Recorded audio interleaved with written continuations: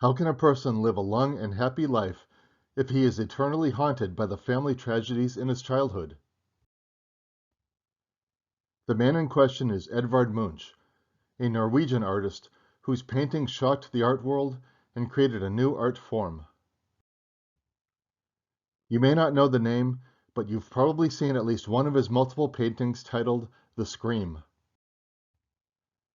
Let's go back to when Edvard was in his early 20s. When the autumn exhibition of Norwegian artists opened its doors to the public in Christiania in 1886, it was The Sick Child that caused the most interest. The public reacted with indignation and ridicule. Munch later reported, "No painting has ever caused such disapproval in Norway."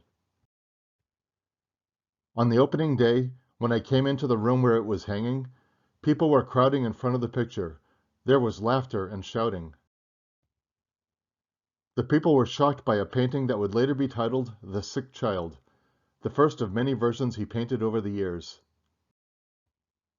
A painting which represents his sister Sophie, who died of tubercular consumption in 1877, at just 15 years of age.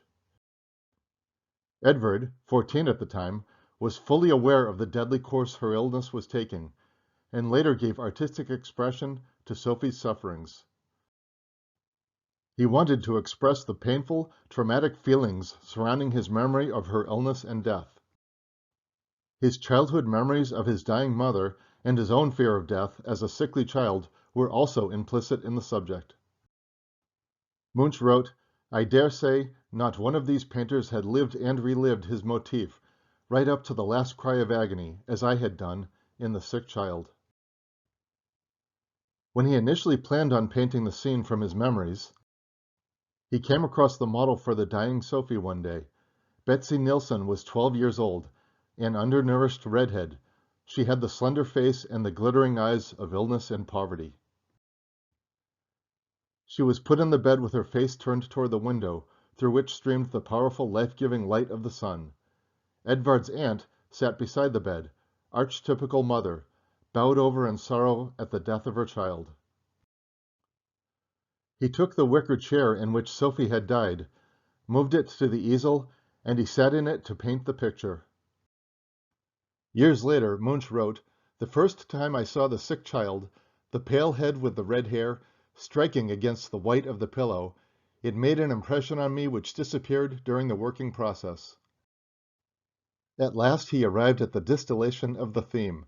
He chose the moment when Sophie had whispered her last, "I should like to sit up." I painted the picture time and time again during the year, scratched it out, smudged the paint, trying again and again to obtain the first impression, the pale face against the canvas, the quivering lips, the trembling hands.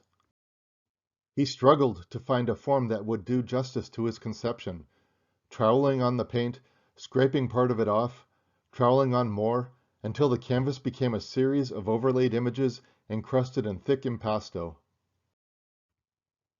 The Sick Child marked a personal breakthrough in Munch's artistic development.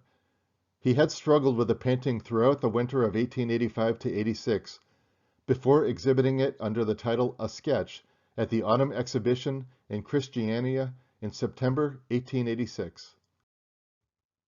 On opening day, groups of people surrounded the astonishing canvas, unable to believe their eyes. Munch arrived to hear shouts of outrage and derisive laughter. The press agreed with the public, and the painting was savaged by the critics. As the years went on, the art community began to appreciate Edvard's work, including the multiple copies he made of The Sick Child, always trying to revisit and relieve his grief. In the mid-1890s, in Paris, Munch was commissioned to paint a replica of The Sick Child. In 1907, Munch again received an order for another replica.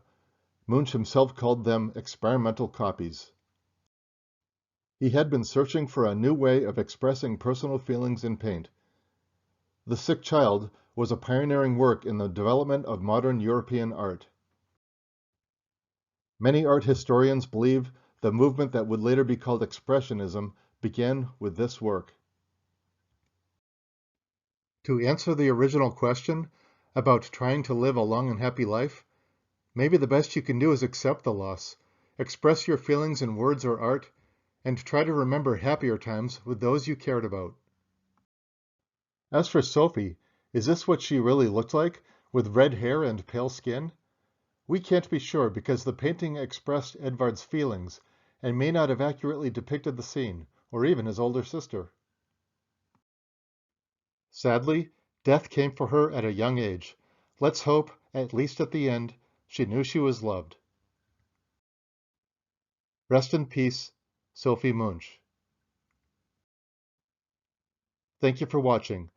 Please like this video, subscribe to this channel for new videos every week or two, and see the description below for a list of paintings and books featured in this video.